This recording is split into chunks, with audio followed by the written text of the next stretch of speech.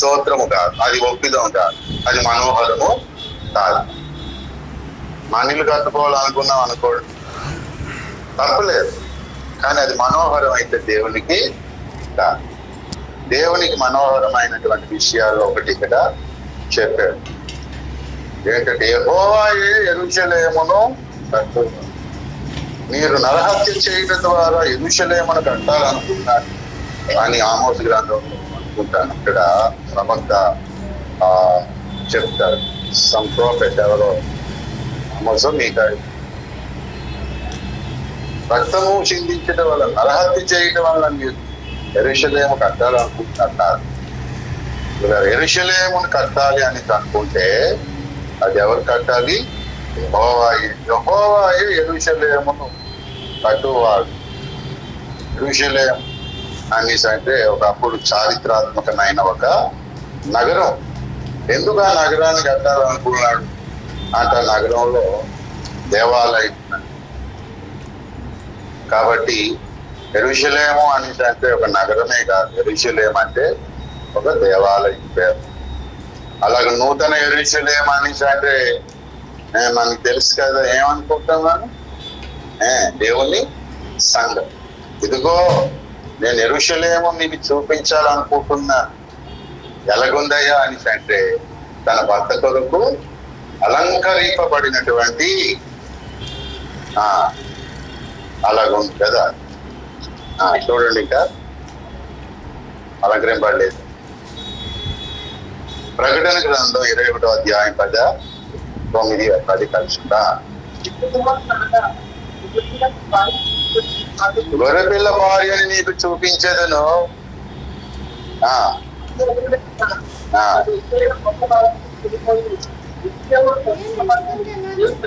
యెరూషలేము పరిశుద్ధ పట్టణము దేవుని మహిమ గలదై పరలోకమందున్న దేవుని యొద్ద నుండి ఏం చూపిస్తాను అన్నాడు ముందు?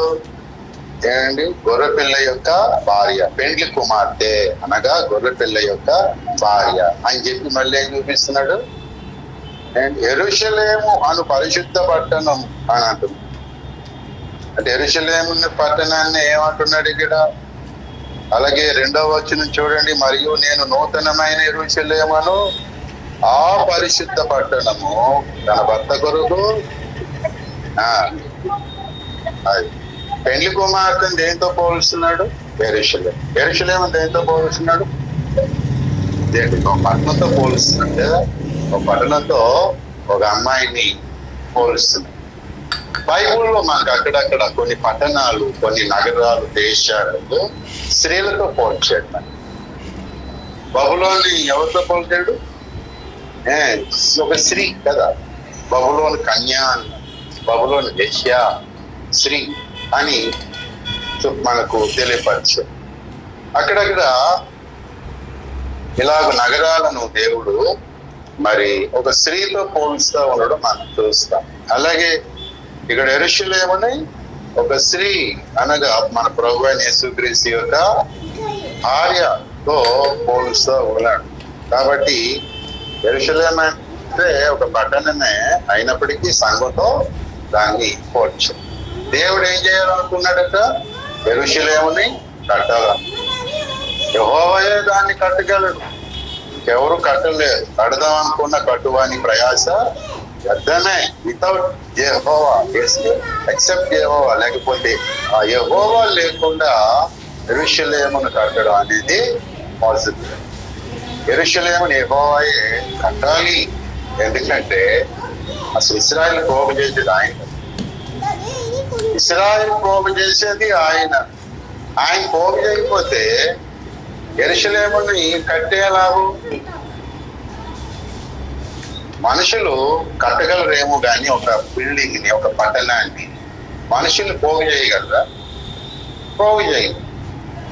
అంచేత ఈ కండిషన్ మీద దేవుడే ఆ యెరూషలేముని కట్టగలడు అని భావించాడు. ప్రియులారా, ఇప్పుడు యెరూషలేము ఒక పక్కన దేవుడు తయారు చేయాలి అనేసి అంటే, కట్టాలి అనేసి అంటే దేవుడు ఏ పనికి పూనుకోవాలి? ఇశ్రాయేలీయులను పోగు చేసే పనికి పూనుకోవాలి. లిటరల్ గా ఫిజికల్ గా అయితే దేవుడు యెరూషలేముని కట్టాడు అనుకోండి. ఆ పట్టణం కట్టిన తర్వాత ఏం చేయాలి? చెదిరిపోయినటువంటి ఇశ్రాయేల్ ప్రజలు ఎక్కడి నుంచో తీసుకురావాలి. మరి అలాగ కూడా జరిగింది కదా. ఇశ్రాయేల్ ప్రజలు చెరలోనికి వెళ్ళిపోయినప్పుడు, 70 సంవత్సరాలు చెరలోకి వెళ్ళిపోయినప్పుడు యెరూషలేము గోడలు పాడైపోయాయి. యెరూషలేములో 70 సంవత్సరాల చెత్త పేరుకుపోయి, ఇంకా యెరూషలేములో నక్కలు నివాసం ఉన్నాయా? ఇర్మియా గ్రంథం లేకపోతే విలాప వాక్యాలు ఇర్మియా చెప్తారు. అది నక్కలకు స్థానం అయిపోయిందని బాధపడతారు. మళ్ళా ఇక ఎజ్రా, నెహెమ్యా వీళ్ళందరూ వచ్చి మరి దాన్ని కట్టడానికి పూనుకుంటారు. ఒక సగం జనాభా మరి బబులోను దేశం నుంచి వచ్చేసి అక్కడ కట్టడానికి పూనుకుంటారు. కానీ దేవుడు యెరూషలేమును కట్టాలి అనుకున్నాడు, అంటే సంఘమును కట్టాలి అని అనుకున్నాడు. అలా దేవుడు కట్టాలి అనుకున్నప్పుడు స్పెసిఫిక్ గా చెప్తున్నాడు, తన ప్రజలను పోగు చేయడం కాదు, ఇశ్రాయేలీయులను ఆయన పోగు చేస్తాడు. ఇశ్రాయేలు కాబట్టి దేవుని ప్రజలందరూ ఇశ్రాయేలీయులేనా? పౌలు అంటారు, అబ్రహాంకు పుట్టినంత మాత్రాన అందరూ అబ్రహాం కుమారులు కాదు కదా, వాగ్దానం వల్ల పుట్టిన వారే అబ్రహాం కుమారులు, విశ్వాస సంబంధులు అంటాడు. కాబట్టి ఇక్కడ దేవుడు ఒక యెరూషలేము అనే సంఘాన్ని కట్టాలి అనుకున్నాడంటే వాడు ఎలాంటి వాడు అయి ఉండాలి? వాడు దేవుడు అనుకునేటువంటి అసలు ఇశ్రాయేలీయుడై, అబ్రహాము లేకపోతే యాకోబు కడుపులో నుంచి పుట్టిన వాళ్ళందరూ కూడా పేరు ఇశ్రాయేలీయులు. కానీ దేవుని దృష్టిలో అందరూ ఇశ్రాయేలీయులు కాదు. అందరూ ఇశ్రాయేలీయులు కాదు. ఇశ్రాయేలీయులు అంటే మొట్టమొదటి మనం ఏమనుకుంటా అంటే యాకోబు దగ్గరికి వెళ్తాం కదా. ముందు యాకోబు దగ్గరికి వెళ్ళకుండా మన కొత్త నిబంధనలు వేసే చిన్న మాటలు చెప్పేశాడు. ఏంటి అనేసి అంటే యోహాను సువార్త మొదటి అధ్యాయం 47వ వచనం చూడండి. యేసు నతనీయేలు తన యొద్దకు వచ్చుట చూచి, ఇదిగో ఇతడు నిజముగా ఇశ్రాయేలీయుడంటే అబద్ధముగా కూడా ఉన్నారని, ఇతని యందు ఏ కపటమును లేదని అతని గురించి చెప్పినది. అంటే ఇశ్రాయేలీయుడు అంటే నిజమైన ఇశ్రాయేలీయుడు అంటే ఎవడన్నారా? కపటము లేనివాడు మరి కదా. మన పితరుడైన యాకోబు కపటము కలిగిన వాడా కాదు. కపటముతో ఏం చేశాడంటే అన్న యొక్క ఆశీర్వాదాన్ని తీసేసుకున్నాడని అన్నగారే చెప్తారు తన సాక్ష్యాన్ని, యాకోబు సాక్ష్యాన్ని. కాబట్టి మరి అప్పుడు ఇశ్రాయేలీయుడు అతను, దేవుడు ఇంకా పేరు మార్చాలి అప్పటికి కదా. కపటం లేని వాడు ఇశ్రాయేలీయుడు, యాకోబులో కపటం ఉన్నది. కాబట్టి దేవుడు ఆ కపటాన్ని తీయాలనుకున్నాడు. మరి చాలా మందికి కపం పెట్టేస్తా ఉంటది కదా. ఎవరికి కపం వచ్చి తగ్గుతా ఉన్నా నాకు కపటం గుర్తొస్తా ఉంటది. నాకైనా నాలో ఎంత కపటం ఉందో కొంచెం అలాగా బాగుంటది కదా వరుసకి అలాగా. కాబట్టి మరి కపటం అంటే ఏంటంటే మా పాస్ గారు చెప్పారు, ఏంటంటే కపం ఉంటే కపటం ఉన్నది. భలే పాస్ ఈ పాస్. కాబట్టి ఇప్పుడు నతనీయేలు యేసయ్య దగ్గరికి రాకమునిపే ఏమైపోయాడు? ఇశ్రాయేలీయుడు అయిపోయాడు. యాకోబు దేవుడు ఎన్నోసార్లు దర్శిస్తా వచ్చాడు. ఇశ్రాయేలీయుడు అయ్యాడా? యాకోబు దగ్గరికి వస్తే నాయకుడు. అంతకుముందు ఎన్ని దర్శనాలు ఉన్నాయి, ఎంత స్వరం దేవుడు విన్నాడు, ఎన్ని దీవెనలు పొందాడు, దేవుడు ఎన్ని మొక్కుబడులు చేశాడు. దేవుని దర్శనం, వాయిస్, ప్లాన్స్ ఎన్ని ఉన్నాయో, కానీ లోపల ఇంకా ఏమవుతుంది? కపటమే ఉన్నది. ఈ నతనీయులు ఫస్ట్ టైం ఏసై దగ్గరికి వచ్చాడు, కపటం లేనుడు అనేసాడు. నాకు ఏసై ఈ ఏసై దగ్గర రాకముందుకే కపటం లేని ఇశ్రాయేలు అయితే, ఏసై దగ్గరికి వచ్చిన తర్వాత ఇంకెంత అయిపోతాడు? ఇక దేవుడు అనుకున్న పర్ఫెక్ట్ ఇశ్రాయేలైట్ అవుతాడు. ఏసయ్య దగ్గరికి రాక మునుపు ఏదైనా లోపం ఉందేమో కదా నతనీయులు. ఇక ఏసయ్య దగ్గరికి రాగానే ఏసయ్య పరిపూర్ణతను తెలియపరిచాడు కదా. పరిపూర్ణమైన సందేశం, పరిపూర్ణ వ్యక్తిత్వం అంతా యేసు ద్వారానే కదా. కాబట్టి ప్రియులరా, యేసయ్య డెఫినేషన్ ప్రకారం ఇశ్రాయేలీయుడు అంటే, కానీ మనకి ఎప్పుడు దగ్గర తయారైన ఇశ్రాయేలు గురించి అలా మనకి దేవుడు చెప్పాడు. అది నీలో కపటం తీసివేసినందున నీవు ఇశ్రాయేలు అన్నదా? అలాగా లేదు. కాబట్టి ఇప్పుడు మనం యాకోబు దగ్గరికి వద్దాం. యాకోబు దగ్గరికి వచ్చినప్పుడు దేవుడు అతన్ని నీవు ఇశ్రాయేలు అని ఎప్పుడు అన్నాడు? అతడు అసలు పేరు ఒప్పుకున్నాను చేత. మనం చాలా సార్లు నేర్చుకున్నాం. యాకోబు ఎప్పుడు కూడా సరైన పేరు చెప్పేవాడు కాదు. ఎవడు లేకపోతే ఆ నాన్న పేరు కూడా చెప్పేసేవాడేమో, మనకు తెలియదు. ఏమో చెప్పడం గ్యారెంటీ ఏమన్నా? పరలోకంకి వెళ్ళాక మనవడా ఏంట్రా ఈ మరి ఎంత దారుణమైన అబద్ధం నా మీద అందుకంటే ఏమవుతుంది? నాకేం తెలుసు? నీ పేరు నువ్వు తెమ్మని చెప్పవు, మీ నాన్న పేరు చెప్పడం గ్యారెంటీ ఏమని తోలు వేసుకున్నాడు మనం. కాబట్టి ఎప్పుడైతే పేరు ఒప్పుకున్నాడో అప్పుడేమైంది? దేవుడు ఒక పేరు తనకి మార్చాడు. అయితే దేవుడు ఏమన్నాడు? అతన్ని నీవు మనుషులతోనో దేవునితోనో పోరాడినవాడు అని అన్నాడు. అనగా వీళ్ళగా ఆ పోరాటానికి కపటం అనేది పనిచేయదు. కపటంతో ఏం పోరాడతాం? అది దేవుడి దగ్గర కదా.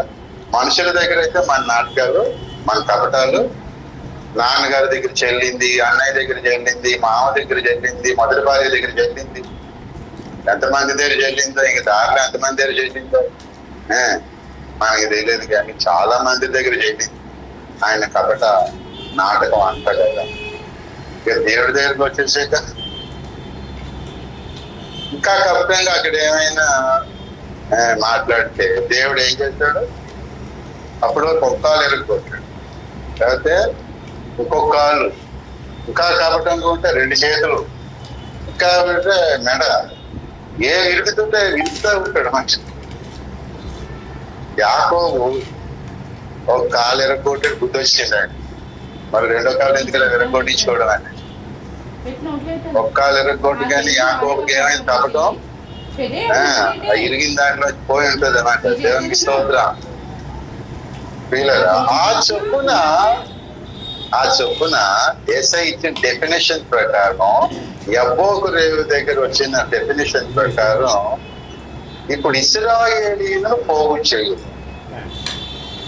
అని మనం చూసుకుంటే, శరీర సంబంధమైన ఇశ్రాయేలు అందరు ఎగిరిపోతారు అందులో కదా. అరణ్యంలో మోషేను వెంబడించిన ఇశ్రాయేలీయులు ఎంతమంది రాలిపోయారు అంటే వాళ్ళందరూ కపటం ఉన్నోళ్ళ కాదా? కనాకు పద అంటారని చంపేమో ఖానాకు పద అంటారు అన్నమాట. అదే సేవకులంటే కొంచెం హ్యూమరస్ గా ఉండాలి. ఎందుకని ఇంట్లో లేనిపోని బాధలతో వస్తారు కదా. ఇక్కడికి వచ్చాక కొంచెం నవ్వుతూ ఆనందిస్తూ ఉండాలి కదా. Humorous pastor, very lucky pastor మాట. అలాగూ కానా అంటే రెడీ, కనాన్ అంటే వాళ్ళకి రెడీ కాదు. వాళ్ళు ఏమో బ్యాక్ టు ఈజిప్ట్ అంటారు అన్నమాట. ఎందుకంటే కానా అక్కడ సరైన కానా. కానా కోసం ఏంటంటే పాట పాడేవాడు కపటం ఉన్నాడు. మరి అలాంటి వాళ్ళు వాళ్ళందరూ ఇశ్రాయేలీయులేనా? కాదు. వీళ్ళరా ఫస్ట్ ఇజ్రాయిల్ అంటే ఇక చెప్పుకోవచ్చు ఎక్కడి నుంచి మనకు హేబేల్ అన్నతో పోరాడాడు కదా, పోరాడాడు కదా అన్న. ఎంత పోరాటం జరిగిందో ముందు మనకేం తెలుసు, ఒప్పుకోలేదు ఆఖరి. అన్నయ్య అంటాడు, అమ్మా నాన్న చెప్తున్నారు రా మనమేం తప్పు చేసాం కాబట్టి బలి ఎందుకు అర్పించాలంట. దానే అమ్మా నాన్న చెప్పారంట, అమ్మా నాన్న కంటే మనకు తెలుసా వాళ్ళు మన మంచిగా బలి అర్పిస్తే అయిపోయి, బలి అర్పించాక అవసరమైతే కూరగాయలు పళ్ళు అన్ని అర్పించేద్దాం, ముందుకు అప్పగించేద్దాం. అలా కుదురుతాం, ఎందుకు కుదరదా?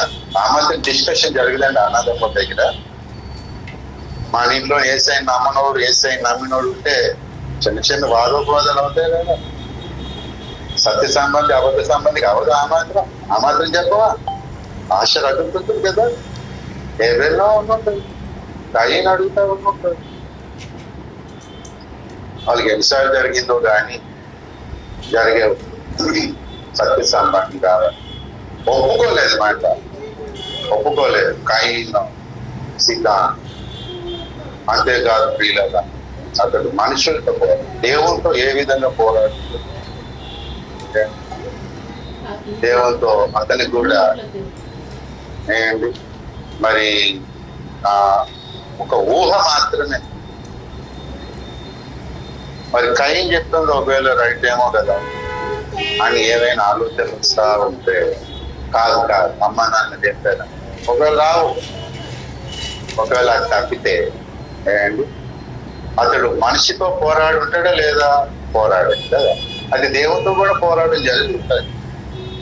అలా వదిలేస్తే నెక్స్ట్ మనకి కనిపించే హీరో ఎవరు? ఇశ్రాయేలు ఎవరు? నెక్స్ట్ కయీన్ తర్వాత హేబేల్ తర్వాత ఎవరు కనబడుతున్నారు బైబిల్లో? వెంటనే హనోకు కూడా మనుషులతో పోరాడాడంటే అప్పుడు ఉన్నటువంటి తరం వారితో పోరాడి ఒక భక్తిహీనులకు ఒక ప్రవచనాన్ని చెప్పారు కదా.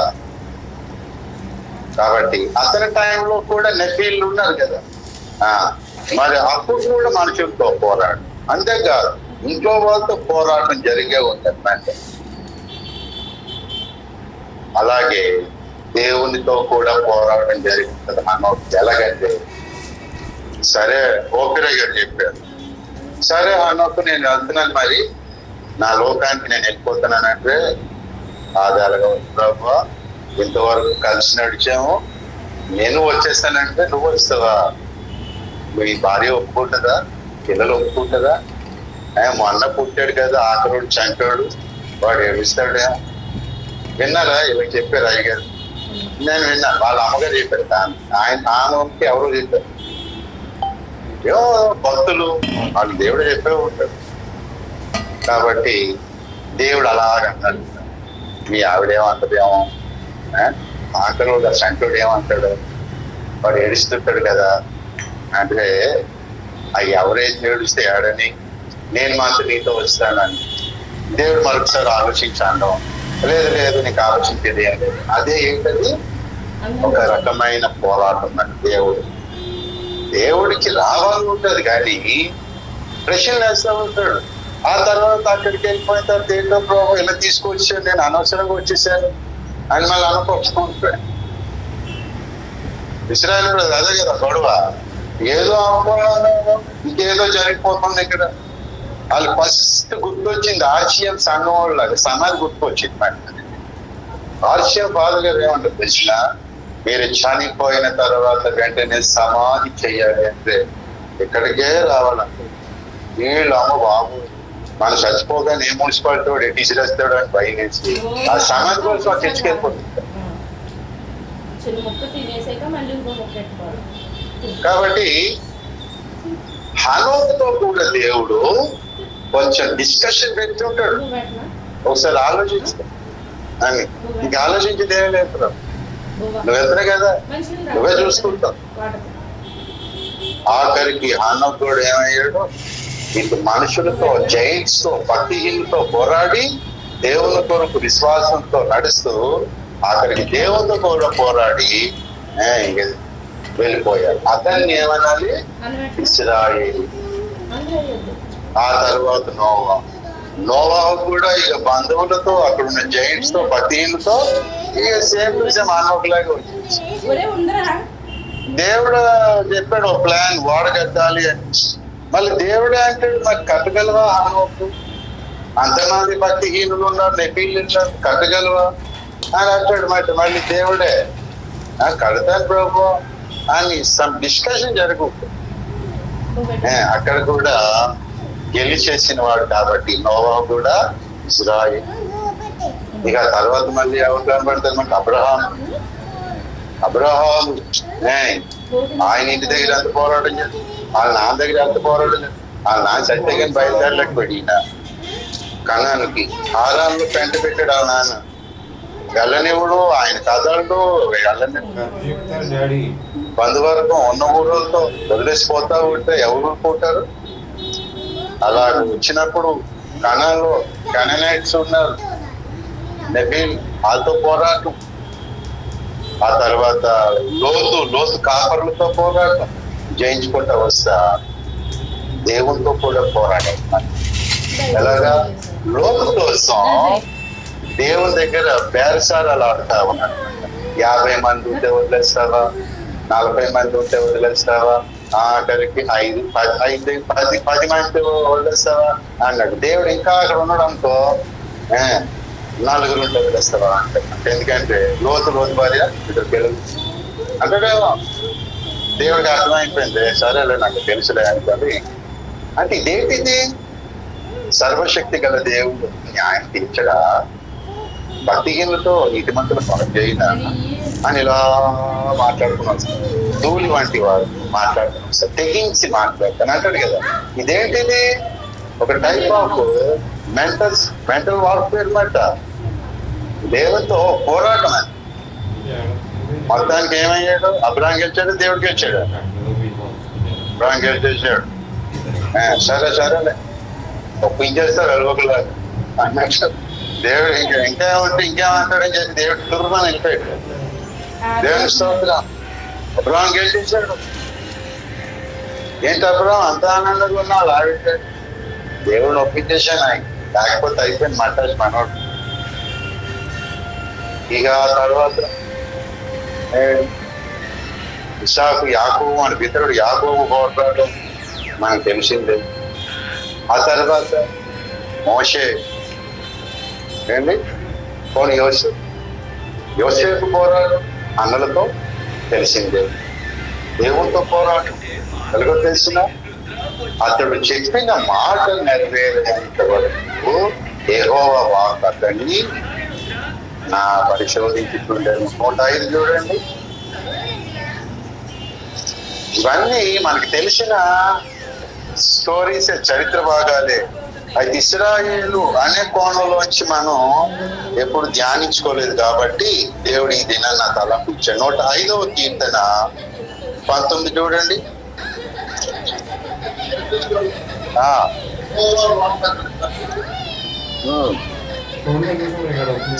యెహోవా వాక్కు ఏం చేస్తుంది?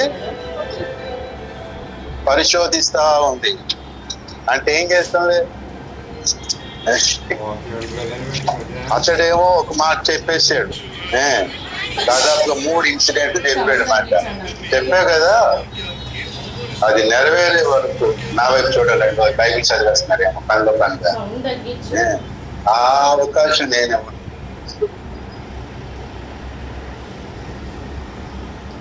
మనం మేడ వచ్చామంటే ఏం చేస్తాం? మళ్ళీ ఎత్తాడంటే చాలా కష్టమే కదా.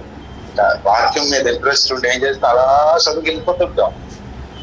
అవసరమైతే నెక్స్ట్ కీర్తనలో కూడా. అందుకే నేను అవకాశం ఉన్నది ఎప్పుడప్పుడే. వాక్కు పరిశోధిస్తుందంటే ఏంటి? పోరాటం లోపలి మనిషి కనబడడు, కానీ ఆ వాక్కు నీకు నీ జ్ఞాపకం వస్తా. ఏం బాబు చెప్పారు కదా ఈ మాట నెరవేరుతుందని అని సడన్ గా అతనికి జ్ఞాపకం వచ్చి మళ్ళీ సెటరేట్ అయిపోతా ఉంటాడు స్పిరిచువల్ గా. ఆ పైన ఏమంటాడు? ఇనుము అతన్ని బాధించు.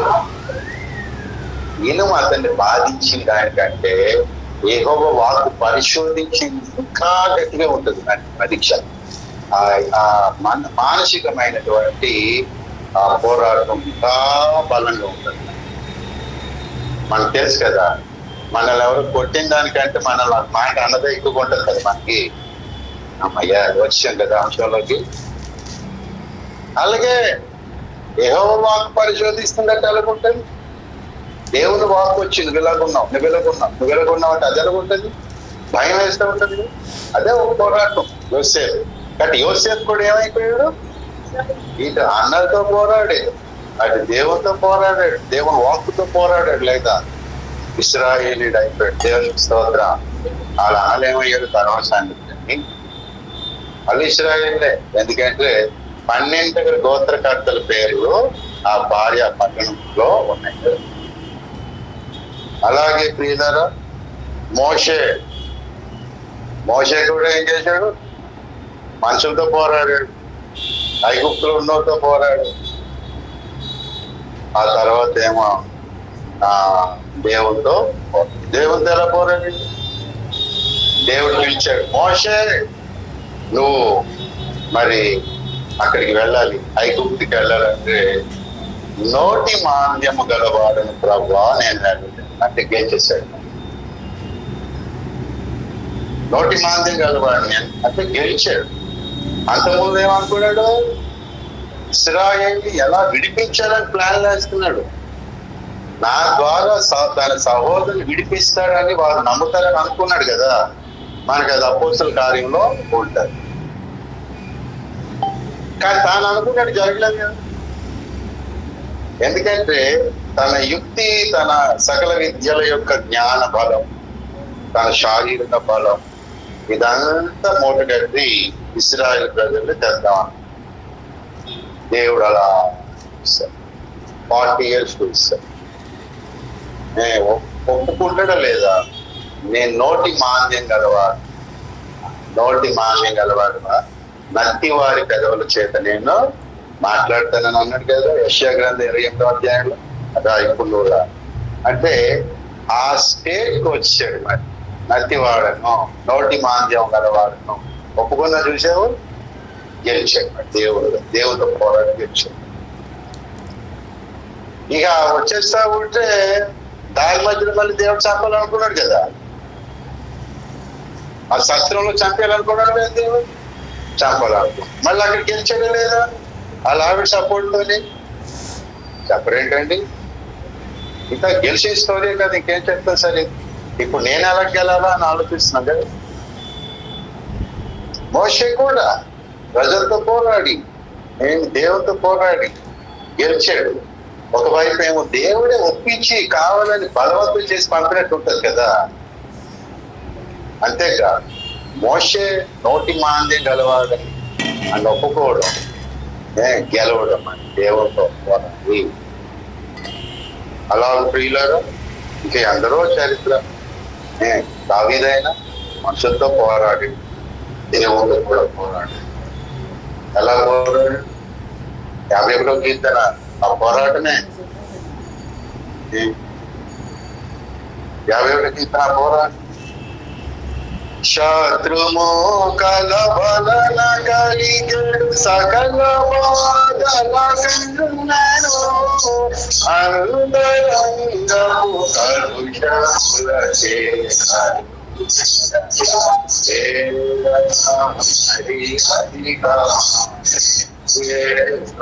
పోరాటం.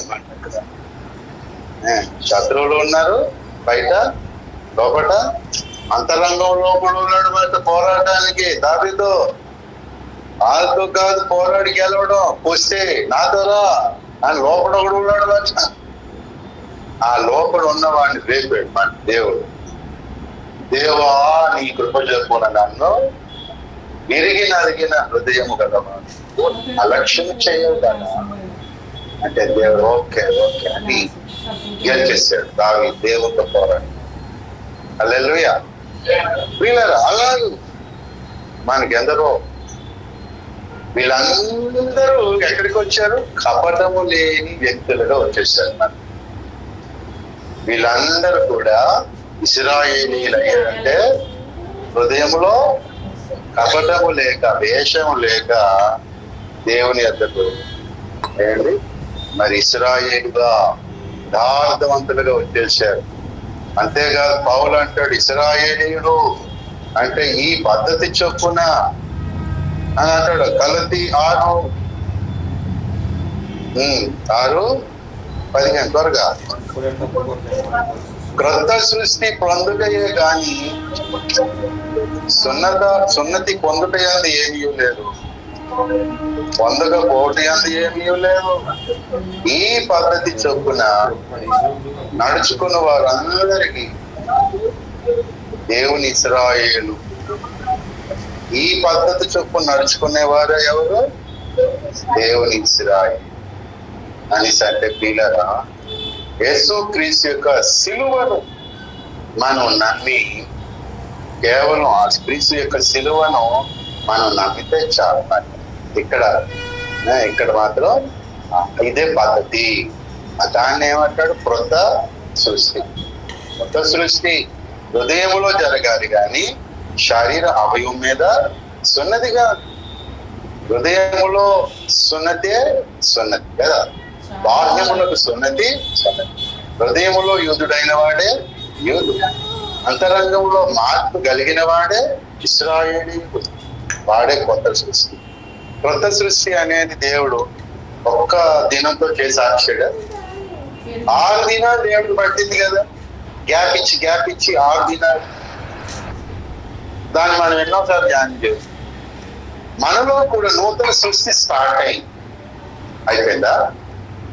ఇంకా జరుగుతా ఉండాలి కదా నూతన సృష్టి. దేవుడు సృష్టి ఆ కార్యాన్ని ఎప్పుడు ఆపేశాడు? హవ్వను చేసి ఆపేశాడు. ఆదాము హవ్వను చేసి దేవుడు 7వ దినాన్ని విశ్రాంతి తీసుకున్నాడు. 6వ దినం వరకు చేస్తూనే 6వ దినాన్ని అండ్ ఆదాము హవ్వలు మరి కదా, అక్కడితో దేవుడు ఆపేడు సృష్టి. అంటే క్రీస్తు యొక్క సంపూర్ణత మనకు రావడమే దేవుని యొక్క క్రొత్త సృష్టి సంపూర్ణంగా మనం అనుభవించిన ఇశ్రాయేలు. కాబట్టి ఈ చొప్పున సార్వత్రిక సంఘంలో ఎంతమంది నూతన సృష్టి పొందారు కదా? ఎంతమంది నూతన సృష్టి పొందారు? వాళ్ళు పొందడం కొరకు మనం ఎంత పొందుతా ఉండాలి? మనం అక్కర్లేదా? అంతటా అందరూ మారు మనసు పొందాలి అన్నట్టు. మనం పొందగలిగా మారు మనసు మనం మనలో కపటం అప్పుడప్పుడు ఉండదు. కఫం ఉంటుంది రాదు అప్పుడప్పుడు. మరి కపటం ఉంటుందని ఒప్పుకోవాలి. అంటే నాకు జీవితం కఫం రాదండి అన్నోడు కపటం లేదని నేను నమ్ముతాను. నీకు కఫం రాదని గ్యారెంటీ. మళ్ళీ నీకు భోజనం పెట్టి రక్షిస్తాను. నీకు కఫం ఏదో తేలాల, కపటం ఏదో తేలాలి. కాబట్టి పరిస్థితులను బట్టి ఒకసారి కపటం బయలుదేరుతారు. కాబట్టి ఆ కపటము అనేది లేనటువంటి వ్యక్తిగా ఎప్పుడు కనబడుతూ ఉండడమే నూతన సృష్టి, కొత్త సృష్టి పొందడం వాడే ఇశ్రాయేలు. అలాంటి వారిని ఏం చేస్తున్నాడు యేసయ్య? ఇలాంటి వాళ్ళు చాలా మందికి యెహోవా రేవులు దేవుడు తయారు చేసి ఉంచాడు. మనకి ఒకటే రేవు ఉంటది ప్రపంచంలో. యాకోబు ఒక రేవుకు వచ్చాడు, రేవు పేరు యెహోవా. మనకెన్ని రేవులు ఉన్నాయి? మనకి రేవెట్టడానికి ఎన్ని రేవులు లేవు. అందరికీ ఒక్కొక్క దేవుడు ఉన్నాడు కదా ఒప్పిరయ్య గారి ప్రకారం. నీకో దేవుడు, నాకో దేవుడు, నీకో దేవుడు, నీకో దేవుడు ఉన్నారు కదా. ఎవరి దేవుడు ఉన్నాడు కదా. ఎవడు దేవుడు ఆయనకి రేవెక్కిడని కూడా ఉన్నాడు. ఎవడు దేవుడు ఆయనకి ఒక రేవు ఎక్కడో ఎబ్బోకు రేవు లాంటిది ఏంటి ఎక్కడో పెట్టాడు. కాకినాడలో అందరికీ కాకినాడ పోర్ట్ మాట రేవు, కాకినాడ రేవు. సామర్లకోటలో అందరికి ఆ కాలువ అక్కడ రేవు వేటేస్తున్నమాట. రాజమండ్రిలో గోదావరిలో రేవు వేటేస్తున్నమాట. కృష్ణా నదిలో విజయవాడ ఆ జంక్షన్ కృష్ణా జిల్లా అక్కడ రేవు వేసేస్తారు. హైదరాబాద్ లో అందరికి హుస్సేన్ సాగర్ లో రేవు వేసాడు.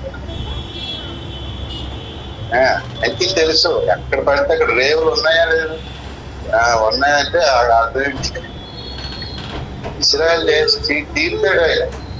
ఇస్రాయల్ అయ్యావా, అయ్యేకంటే అది తీసుకురారా, ఇక్కడ తెచ్చే ఎరుసలేం కడుతున్నాను, కింద ద్వారం ఏం చెప్పుకున్నాను, మన సజీవ రాయిగా పాడు చేయాలనుకుంటారు కదా. యేసు అనే సజీవ రాయి ఆ ప్రింట్ లోపల పాడు చేయాలనుకుంటాడు. చెప్పుకున్నాం లేదా, జనరల్ గా యేసు పాడు చేయలేకపోయాడు, కానీ యేసు అనే సజీవ రాయిని మన హార్ట్ ఆ రూపాన్ని డ్యామేజ్ చేయాలనుకుంటాడు. కాబట్టి మనం డ్యామేజ్ అయిపోయిన రూపమే ఏసై రూపం అనుకుంటాం. అలాగే ఇప్పుడు సార్వత్రిక సంఘం ఉందా లేదా, కోపించాల్సిన దగ్గర ప్రేమించాలంటారా లేదా, న్యాయ తీర్పు కావాలన్న దగ్గర క్షమించేసే వదిలేసి అంటారా లేదు. ప్రవీణ్ పగడాల గారిని మరి మన ఆయన ఒరిస్సాలో చంపేసా గ్రాండ్ స్టేజ్ భార్య క్షమించేసాం అంటే మతోన్మాదులకు ఎలాగుంటది, చతకాలంలో కూర్చాం. ప్రేమించాలి కదా అంటే దానికైతే ఇది పోరాటం ఎందుకు, ఇంకా క్షమించేసి దానికి పోరాటం ఎందుకు, అంత గొడవలు ఎక్కడ ఎందుకు, గొర్రకుంటుందా లేదా, ఏసఐ రూపాన్ని డ్యామేజ్ చేశాడా లేదా. అక్కడ ఓఫీర్ గారు వచ్చారు, అసలు రూపం బయటెడుతున్నారు, ఏసఐ రూపం. ఏసఐని ఏం చేయలేకపోయాడు ఆ సజీవ రాయిని వేస్తున్నప్పుడు, కానీ మనలో ఆ సజీవ రాయిని డ్యామేజ్ చేయాలి అనుకుంటాడు. అలా చేసినప్పుడే నువ్వు నేనైనా సజీవ రాళ్ళు కూడా డ్యామేజ్ అవుతాం, పాడైపోతా ఉంటాం. అలాంటి రాళ్ళు చేత దేవుడు యెరూషలేముని కట్టలేడని చెప్పుకున్నాం కదా కిందటి వారం. ఇప్పుడు అదే అంటున్నాడు దేవుడు, ఇశ్రాయేలు పోగు చేస్తున్నాడు. ఇశ్రాయేల్ అనేవారు సజీవ రాళ్ళు. వాళ్ళెవరూ చెప్తున్నాడు మెట్ట నతనీయేలు గురించి చెప్పేశాడు, కపటం లేదు. పౌలు చెప్పాడు అసలు ఇశ్రాయేల్ అంటే దేవుడు చెప్పేశాడు, నాతో మనతో పోరాడాలి, మన తప్పులు ఏమైనా దోషాలు ఉంటే ఏం చేయాలి, ఒప్పేసుకోవాలి. మరి దేవుడే మనిషి ఎసైనా లేదా, దేవునికి కైసరుకి అన్నట్టుగా క్షమాపణ అడిగేటప్పుడు దేవుడికి క్షమాపణ అడిగాడు. మనుషుల భాషలో వాడిని శుభ్రం కొట్టించి దేవుడు నన్ను క్షమించాలి అంటే ఏ శాంతి అంటున్నది, అది నువ్వు క్షమించి తగ్గిపోయింది కదంటే నేను క్షమించినట్టాడు. దాని సంగతి ఎవరి దగ్గర వాడితే చెల్లైపోలేదు. కపటము తీసేయాలనుకుంటుంటాడు దేవుడు. అందరిలో దేవ నన్ను క్షమించు, ఈసారికి నన్ను క్షమించడం లేదా సంవత్సరం, ఒక్కొక్కసారి క్షమించుకోవాలి. ఎన్నిసారి నేనన్నా దేవుడు ఈసారి క్షమించు, దోష నేను ఎందుకు అటగా నువ్వేందుకు దేవుడు అటువంటి క్షమించి ఒక్కసారి క్షమించు, ఈసారి క్షమించిన ఎన్నిసార్లు అన్నా దేవుడు ఈసారి క్షమించడం నీ కొరకు యథార్థం ఉంటాను. ఎన్నిసార్లు దావీదు అన్నాడు ఆయుష్ ఎందుకు ఇవ్వాలి నీకు, ఆయుష్ చంపేయాలనుకున్నాడు దేవుడు మధ్యలో, అందుకే నా ఆయుష్ ఇవ్వని దేవుడిని ప్రగాల్సి వచ్చింది. ఇక్కడ దేవుడితో పోరాటంలో క్షమాపణకి, ఆయుష్కి, మళ్ళీ ఆధిపత్యానికి ఎన్నో విషయాల్లో పోరాడాల్సి వచ్చింది దేవుడు. అలాగే మనం అప్పుడప్పుడు మనలో నిష్కపటమైన మనస్సుతో మన ఇశ్రాయేలుగా మారిపోవడానికి కొన్నిసార్లు మనుషులతో పోరాడాలి, మరి కొన్నిసార్లు దేవుడితోనే క్షమాపణ, అలాగే తిరిగి దేవునికి సమర్పించుకొని దేవుని చిత్తం జరిగించడానికి, అలాగే దేవుడు ఇవ్వబోతానన్న ఆధిక్యతలు పొందడానికి. చాలా కాలం క్రితం మీకు చెప్పాను, ఒక 6 నెలల క్రితం అవుతుంది, ఏమి గురించి మాట్లాడుతూ ఇప్పుడు యాజకత్వం మీకు ఇచ్చేటప్పుడు నాకు మనస్సు లేదు, తప్పుడు నేను ఇచ్చాను వాగ్దాన్ని, ఇప్పుడు నాకు మనస్సు అనడం లేదా, సౌలు బట్టి సంతపడడం లేదా, తీసేయాలనుకుంటుంది కదా. అలాగే దావీదు కూడా జరిగింది, పోరాడి పట్టుకున్నాడు దావీదు, సౌలు మాత్రం పోరాడలేదు, దేవుడితో మనుషులతోనే పోరాడాడు. ఇలా మనుషులతో పోరాడాడు. మనుషులతో పోరాడాడు, దేవునితో పోరాడలేదు. వాడు మోషేలా పోరాడాలి, దావీదులా పోరాడాలి. కోరాహు ఇలా పోరాడలే, కాబట్టి కిందకి పోయాడు. అలా దేవుడు ద్రోషాలనుకుంటాడు. ఒకసారి దేవునితో పోరాడి నన్ను క్షమించు, నన్ను ఆశీర్వించు, నన్ను పట్టుకో అని అన్నప్పుడే వీళ్ళ మనలో కథకం పోయినట్టు. వెరీ గుడ్, వీఆర్ ద ఇశ్రాయేలీయులు అని చెప్పి దేవుడు ఏం చేస్తాడు, మనల్ని ఆ యెరూషలేము కట్టులో ఒక రాయిగా మనల్ని పెట్టుకుంటాడు. దేవునికి స్తోత్రం. అది యెరూషలేము అంటే క్రైస్తవులందరినీ నాకు తోసేస్తారని కాదు. క్రైస్తవులు చాలా మంది పనికి రాని రాళ్ళు, వృద్ధులైన రాళ్ళు, వృద్ధరాళ్ళు దేవుడు విసిరేస్తాడు అన్నమాట. ఎవడైతే ఇజ్రాయేల్ అనే రాయి తయారవుతాడో వాళ్ళనే ఆ పనిలో ఉన్నాడు బిజీగా. దేవుడు మనకే పరిస్థితులు రావచ్చు, కానీ దేవుడు ఏం చేస్తున్నాడు, నిన్ను ఒక ఇశ్రాయేలు అనే నామకరణం చేయబడిన రాయిగా చేసేస్తాడు. అందుకే ఈ పరిస్థితులు అన్నీ వస్తాయి. కానీ అక్కడ మాత్రం మన యథార్థంగా ఉన్నాం, కపటంగా ఉన్నాం. అలా ఉంటే దేవుడు మన ద్వారా కూడా చాలా మందిని ఇశ్రాయేలీయులుగా చేసి యెరూషలేమును కట్టుకుంటాడు. దేవుడు అటువంటి జ్ఞానాన్ని ఇచ్చిన మనల్ని నడిపించిన గాక. ప్రార్థన చేసుకుందాం. కళ్ళు మూసుకోండి. స్తోత్రం. హల్లెలూయా, హల్లెలూయా, హల్లెలూయా. ఒక నిమిషం అలాగ మన ప్రియుల ప్రార్థనలో గడుపుతాం. విన్నవాక్యం కొరకు తర్వాత సర్దుకోవడాలు వెంటనే ప్రార్థన కోరుకుందాం. ఒక్క నిమిషం ప్రార్థన చేద్దామా. ప్రభువా, కొన్ని విషయాల్లో కపటం లేకుండా నీ దగ్గరకు వచ్చాను. నీవే దేవుడు, రక్షకుడు. నువ్వు పంపిన ప్రవక్త ఓపిరి గారే సత్య ప్రవక్త అని ఆయన చెప్పిందే ఘోర సత్యబోధ. ఈ సహవాసమే సహవాసమే. ఇలా ఆయన కపటము లేకుండా వచ్చాను. అయినా దావీదు లాగా, కొన్నిసార్లు యాకోబు లాగా నేను ఎక్కడెక్కడ కపటంగా ప్రవర్తించానో ప్రభా, నేను ఇశ్రాయేలును కావాలి పూర్తిగా అంటే అడుగుదాం.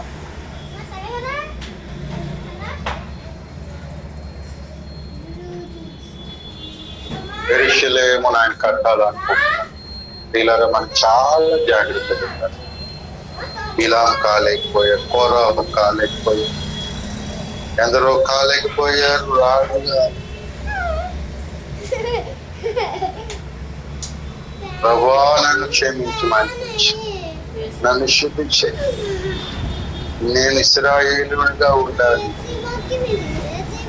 యెరూషలేమును కట్టుటలో నేను ఒక రాయిగా ఉండాలి.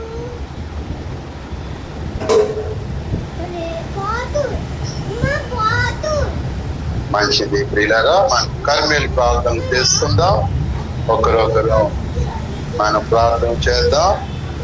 ఒకవేళ సిగ్నల్స్ బాగుంటే గూగుల్ మీట్ నుంచి కూడా ప్రార్థన చేదురుగా అని చెప్తాం.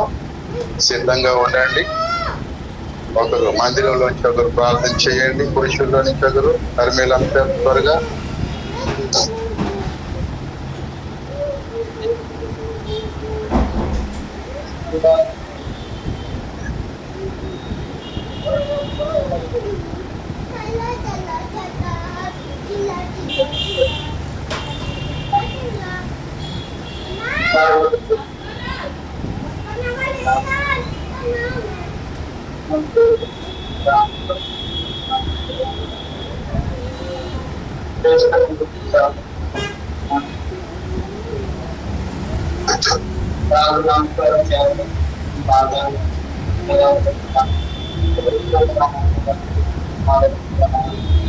మైక్ దగ్గర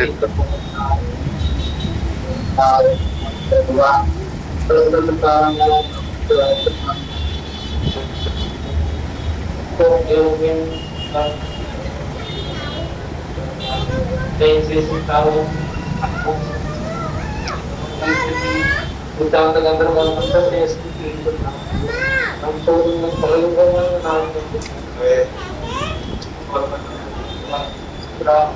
ఈ సిద్ధాంతులందరిలో కారణం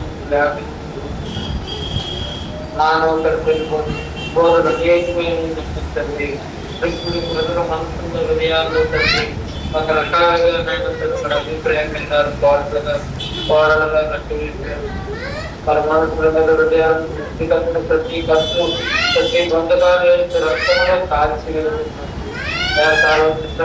సకల దుర్బోధనలు తండ్రి పోగల వాళ్ళతో మిగిలించేవారు బోధ సంఘంలో తండ్రి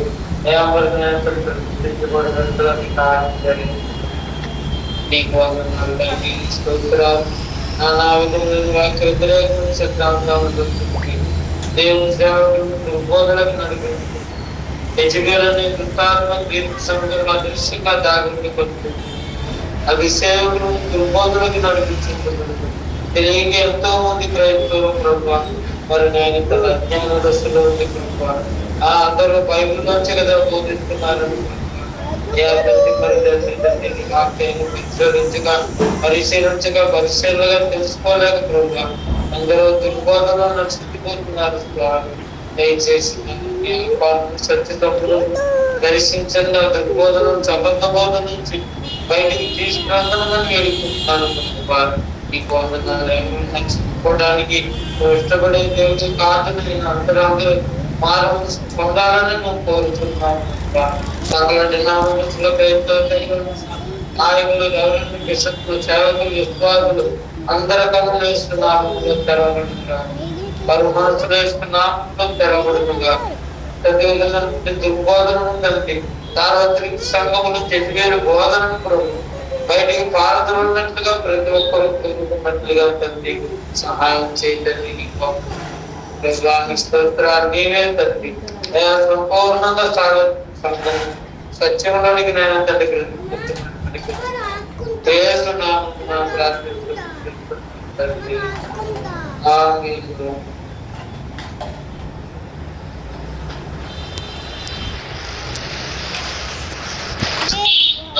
త్వరగా